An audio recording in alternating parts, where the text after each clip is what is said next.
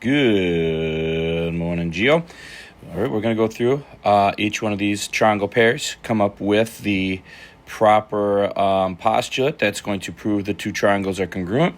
This is what should be done as of today, and then you'll have your standard check. So right now we're going to mark this bad boy up. XV is congruent to XZ. XV congruent to XZ.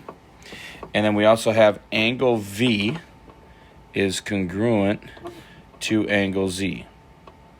Right? Now we have to go with, again, the picture. All right, the picture has the X in the middle. So we could say that those two angles are congruent. I don't know if it's 90 degrees. It looks like they are.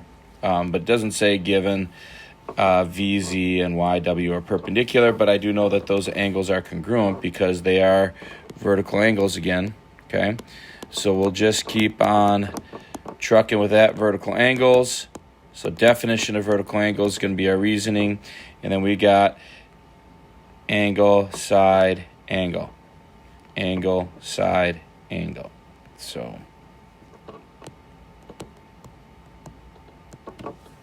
angle, side, angle. All right, number 3, BA is congruent to ED. Again, keeping in mind, we have 3 bits of information for all these, right? This one, they give us the one. That's it. We have to come up with the other stuff on our own. C is the midpoint of BE and AD. C is the midpoint of BE and AD. So C splits BE in half. C also splits AD in half. Is that the same as the first one? Whoops, it is the same as the first one, so hopefully you're paying attention. All right, side, side, side. Sorry about that. I don't know how that got in there. And then, again, we have vertical angles, so that could be side angle, side as well. All right, you can't go wrong with either of those. All right, YLF. All right, this one looks a little weird because it's got smaller triangles, bigger triangles. YLF. YLF is this guy right here, YLF. So I'm going to put a tick mark in that side. And then FRY. Everyone likes French fries, so that's good, especially McDonald's. Pretty good. White Castle, crinkle cuts. Those are pretty sweet too. What is your favorite fry? Go ahead, type that in the chat, and make sure you smash that like button. All right, I hang around with my kids too much. Sorry. RFY.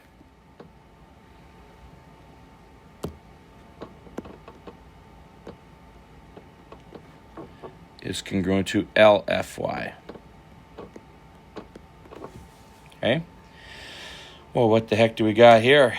All right, this one's hard to see because all the triangles going in. We have 2 angles, and then now we have that reflexive side.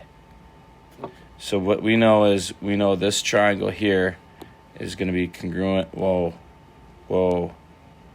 is congruent to this triangle here because of, that's the reflexive property. We have side, angle, angle, or angle, angle, side. Again, that's reflexive property. All right. AB is congruent to AD.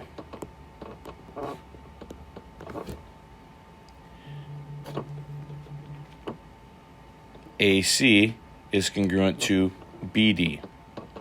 Or not congruent, but that's perpendicular. That means perpendicular. All right. So what that gives us is 90 degrees. That would be definition of perpendicular, right? We could say that those are right angles.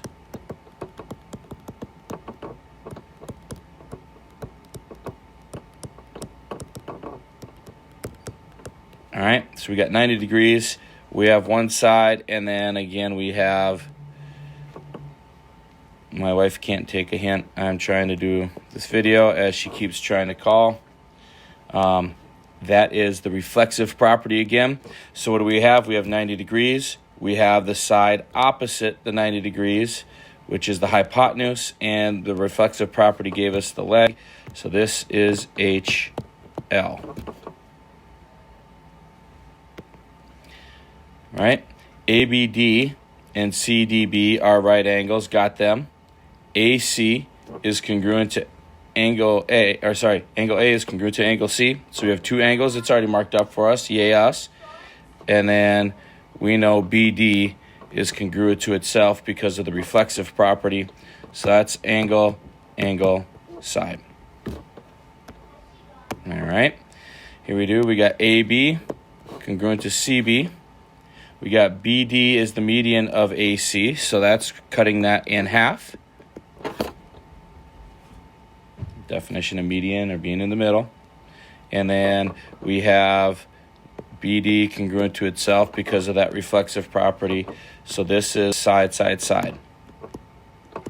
So hopefully you guys went through and tried those out last night. That's how you do them all.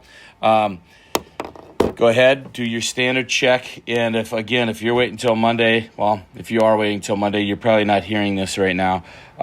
We're picking the pieces up on Monday. We're testing Wednesday. So show up prepared, show up ready to go.